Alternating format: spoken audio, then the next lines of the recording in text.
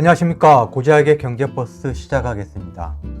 요즘 경제가 굉장히 어렵죠. 한국 경제가 어렵고 특히 내수가 엉망입니다. 제가 마포역 근처에 1년 전만 해도 전화 예약을 하지 않으면 자리가 없던 그런 유명한 식당에 며칠 전에 가봤는데 점심시간에도 자리가 절반 이상이 비어 있어요. 전혀 예약할 필요가 없습니다. 그만큼 경기가 어렵다. 특히 내수가 어렵다. 왜 내수가 어려운가? 인구가 줄고 있어요. 그리고 소비를 활발히 하지 않는 고령 인구가 늘고 있다. 다음에 우리 가계부채가 너무 많아요. 세계 최고 수준이에요. 급여를 받아도 4대 보험에 카드 빚에 다음에 주택담보대출 이자 갖고 나면 쓸 돈이 별로 없다. 그리고 가계 자산 중에서 부동산이 차지하는 비중이 너무 크다. 부동산 결국은 집 한 채 갖고 있는 건데 그거는 그냥 깔고 앉아 있는 자산이거든요. 현금이 창출되는 자산이 아니다. 그래서 지금 대한민국 내수가 이런 구조적인 요인들 때문에 장기 하락 추세에 접어들었다. 바닥을 지나서 아예 지하실 밑바닥을 뚫고 완전히 붕괴 일보 직전이다. 그러면은 내수를 살릴 수 있는 길은 없는 건가? 제가 오늘 고지학의 경제버스 시간에 내수를 살릴 수 있는 5가지 방법에 대해서 설명을 드리겠습니다. 자, 먼저 첫 번째, 부동산에 편중된 가계 자산 구조를 바꿔야 된다. 자, 그래프 하나 보실까요?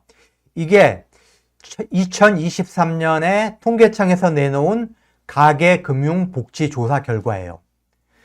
우리나라 전체 가구의 평균 자산이 5억 2,700만 원.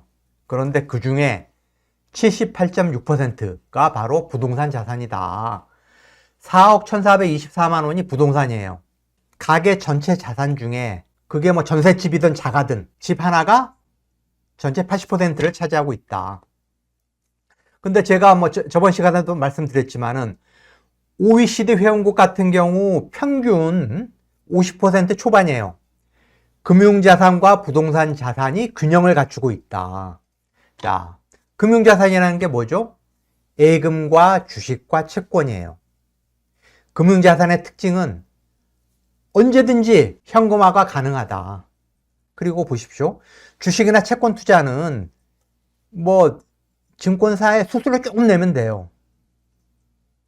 그리고 언제든지 유동화 시킬 수가 있다. 그리고 경기 사이클을 봐가지고 리스크 관리가 가능하다. 이 주식 시장이 좋아 보이면은 주식 비중을 좀 늘리고, 반대로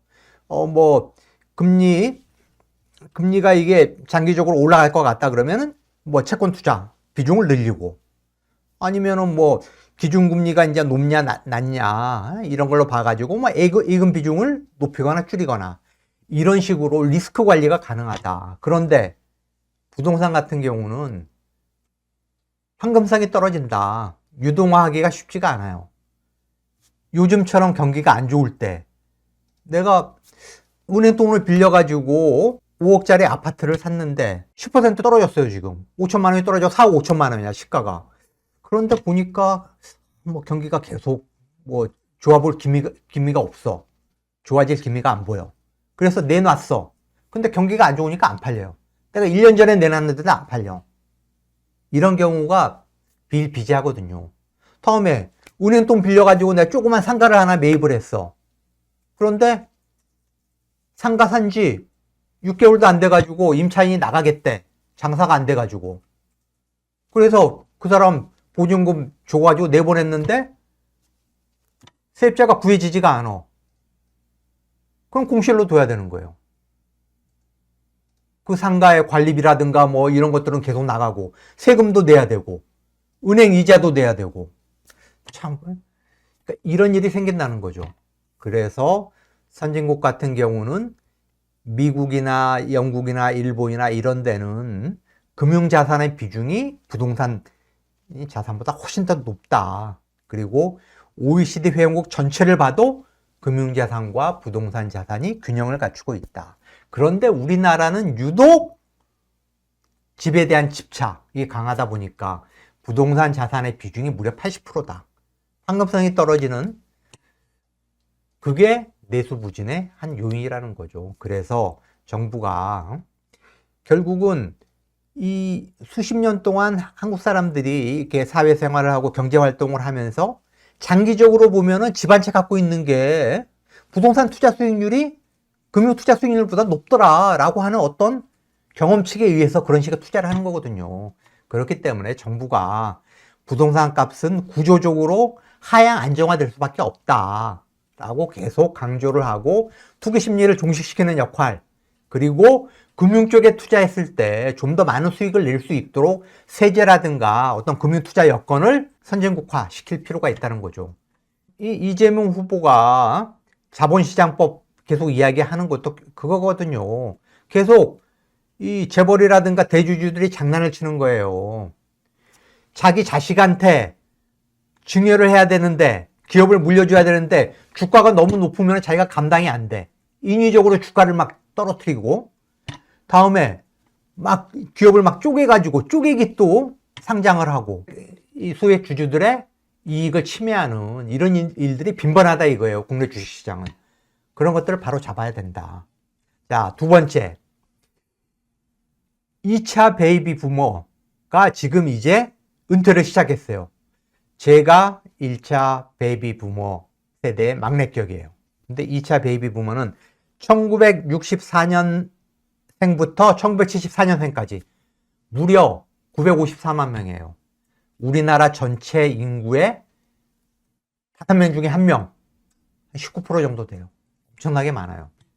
그리고 1차 베이비 부머 세대에 비해서 상대적으로 자산을 많이 축적한 세대다.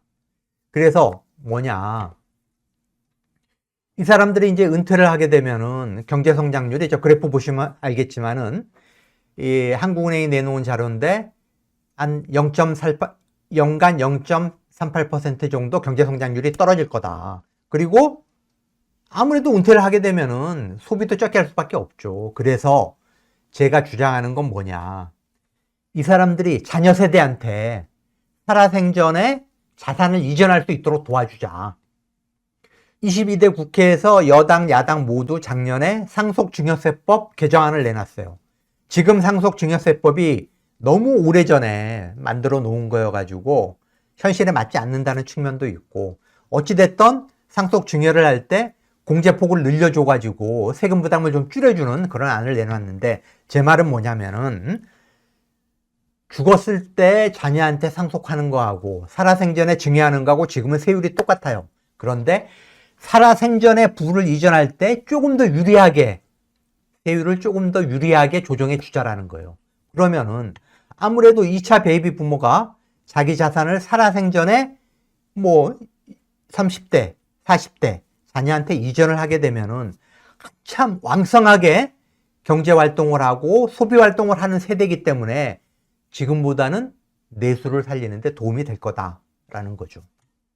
다음에 세 번째, 민주당 그 이재명 후보가 작년에 워낙 내수 경기가 안 좋으니까 전 국민한테 25만 원 내지 35만 원의 민생지원금을 지역화폐, 지역사랑 상품권 이런 형태로 나눠주자라고 추경을 편성해가지고 나눠주라고 주장을 했는데, 국민의힘이 뭐 포퓰리즘이다, 뭐 그래봤자 뭐 경기 활성화 효과 없다, 뭐 이런 식의 논리를 내세우면서 반대를 해가지고 무산이 됐는데, 지금도 여러 지방정부가, 자, 표 한번 보시죠.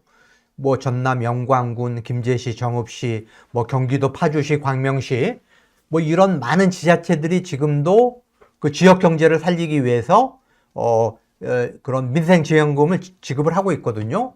그런 것처럼 6월 3일 이제 새 정부가 출범을 하면은 저는 당연히 이 정책을 쓸 필요가 있다. 일본이 대표적인 나라인데 이 경기라는 게 사이클이 있잖아요. 경기가 좋아졌다, 나빠졌다. 특히 내수가 어려울 때 일본 정부가 많이 쓰는 방법이 소비 쿠폰이에요.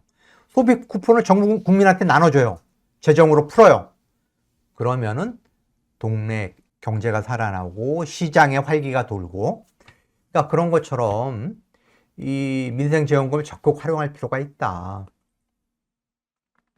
자, 다음에 네 번째, 서비스업 일자리를 좀 늘려보자.